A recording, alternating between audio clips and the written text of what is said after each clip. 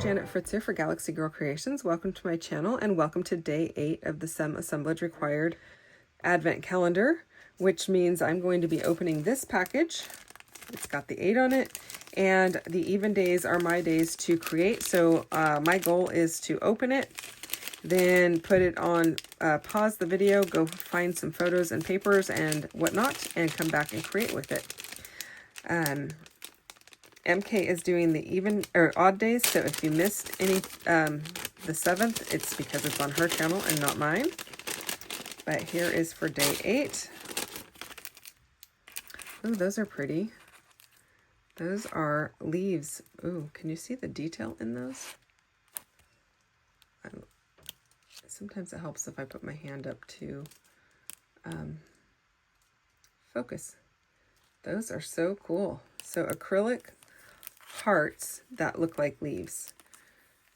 You could use those for all kinds of things. Okay, so I am going to pause the video and go find some photos and create with those. Okay, so today is also Woodgrain and Winter because it is Monday. We are doing this Monday, Wednesday, Friday, and I am going to be using some paper. I didn't know which one of these 2 white papers I'm going to end up using, but they are both wood grained, just different kind of colors of wood grain basically. And I did not pull a photo. What I decided to do is I am making a gift for one of my son's friends who actually got married recently, and their colors of their wedding were pink and blue. My son had asked me to make a banner for them that said just married, and so I had a lot of leftover supplies from the banner. And so I thought it would be a nice way to make a gift for them. This is a 5x7 photo mat that I have for them. And then this will all be put into a shadow box to, all they'll have to do is add the photo. So hopefully they got a good photo of the wedding. I'm sure they did. And I thought this would be just a really nice way for them to kind of display one of their wedding photos.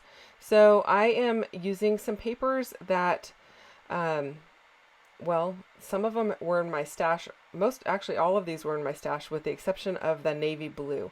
I did have to order navy blue cardstock because I don't keep cardstock in my stash, and normally I would just ink up the edges of it for doing a photo mat like this.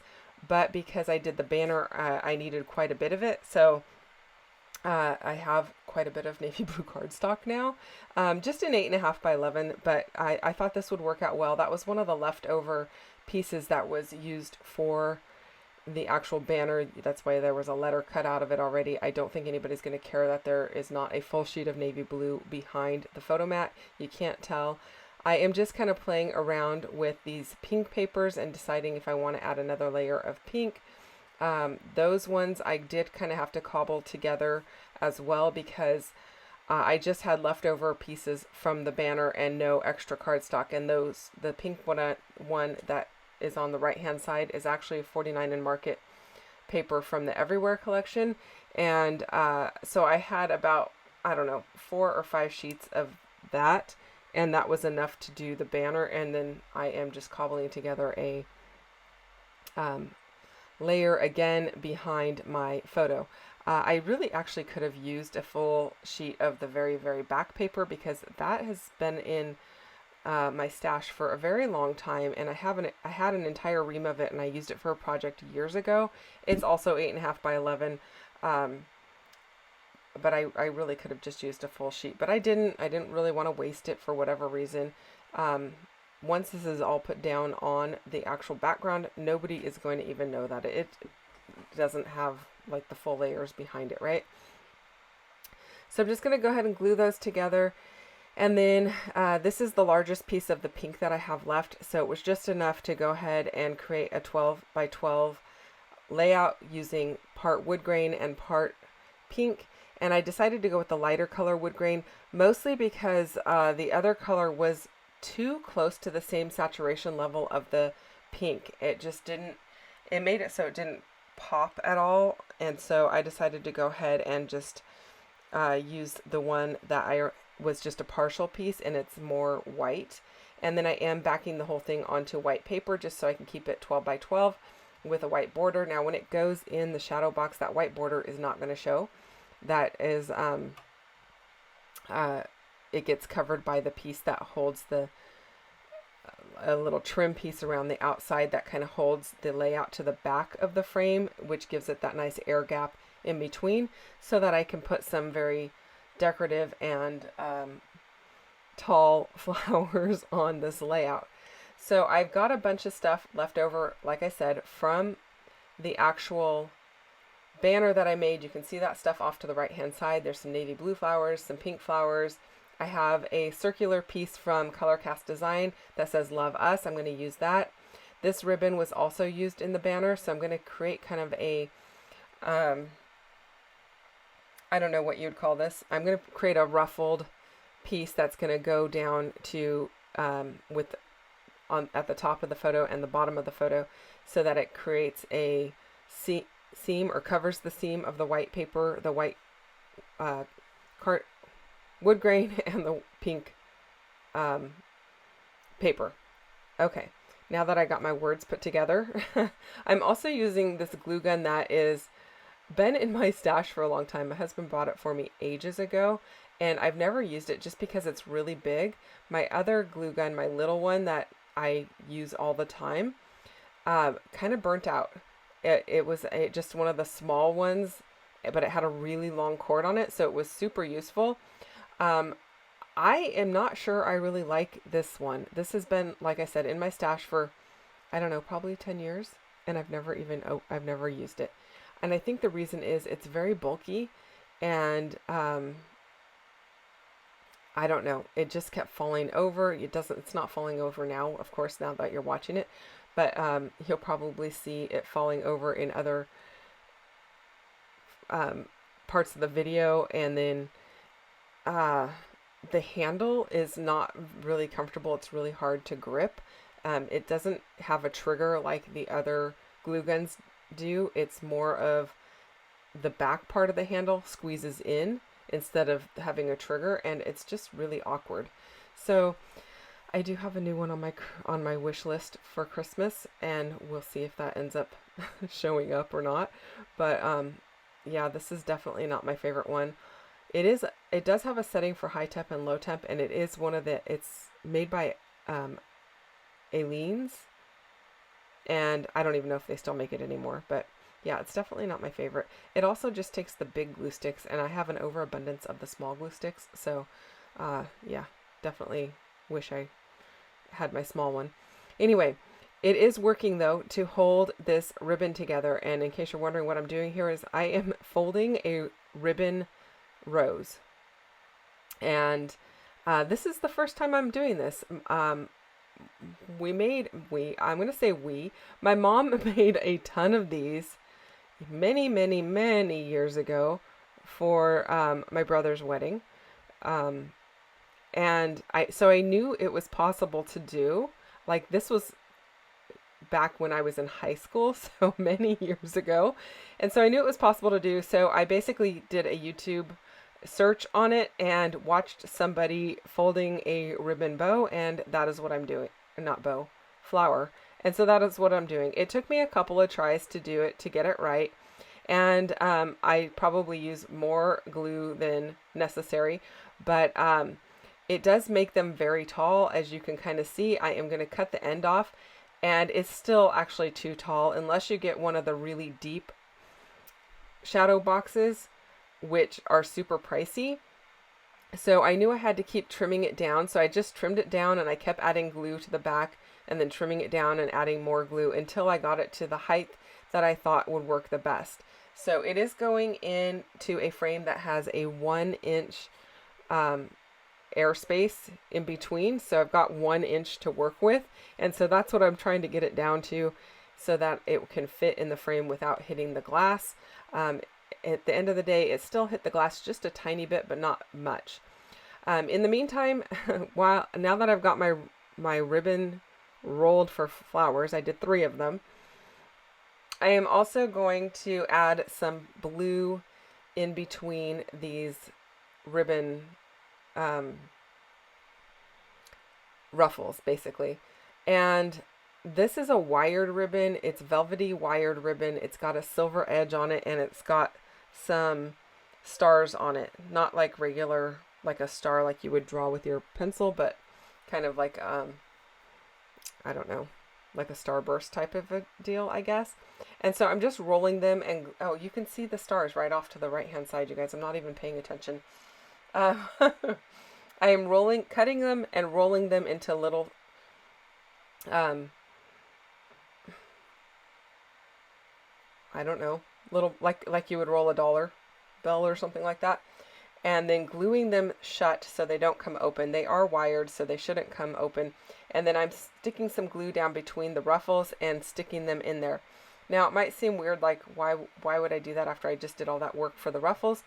But I started to feel like it needed a little bit more navy blue, because primarily most of my flowers are pink. I do have some navy blue ones, but I wanted to add some blue elsewhere, and so I thought that was a good way to do it. I also liked the added texture, and so I'm just going with it.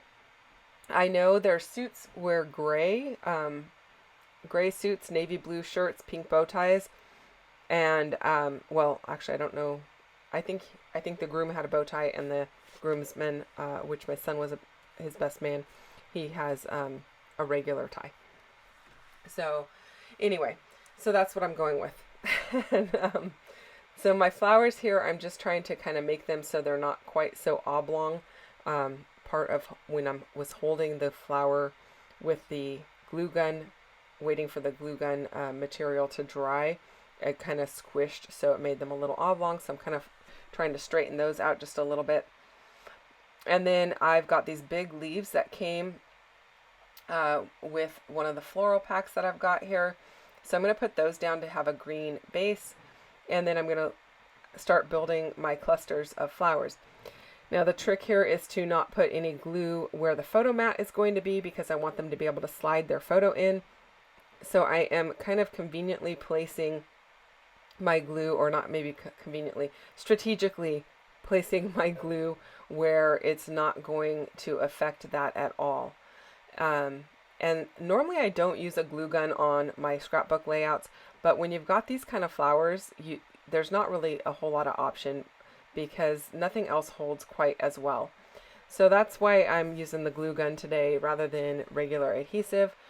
And I think it's going to be fine. I have seen other people who do use glue guns on their layouts, and nobody's ever said anything like it doesn't, like it causes a problem or anything. So I'm hoping it's going to work out okay. I do use a glue dot on that piece that says Love Us, because it is semi-transparent. Actually, it is it's kind of like frosted. And if I pull the backer off of it, you're going to see through it quite a bit more. But I don't pull the backer off of it because I want it to kind of be more translucent instead of transparent. And leaving the white backer on it, or the frosted backer on it, kind of helps that situation. And then I am these little sprigs, the one that's furthest to the left there, those little spiky pieces, I'm trimming those off so I can put the glue, not off of all of them, just the part that's going to lay flat against the paper, so that I can put the glue along the back part of the stem, and those little spiky pieces are not going to be pushing it away from the paper. I am going to still be using my acrylic pieces from my Some Assemblage Required advent calendar. I love them. I think they're so pretty. They do add a sparkle and a shine to it because of the clear acrylic, so I think that's going to look really fantastic. I will be tucking those in a little bit later, because those are kind of going to be my finishing pieces to kind of just create the rest of the leaves in my clusters here. Now, yes, I could have used them as hearts, and I think that would have looked really cool, but I'm going to go ahead and use them just as leaves, because I think it's going to go better with what I've got going on here. It definitely could have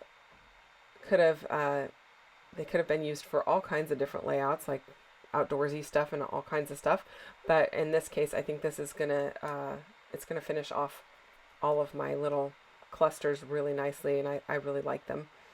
I do have these little tiny flowers that I'm going to build in. I'm also going to cut some of the little tiny flowers off of that sprig that's on the left hand side, and those are going to get glued in as well, just to give more texture and a different kind of flower.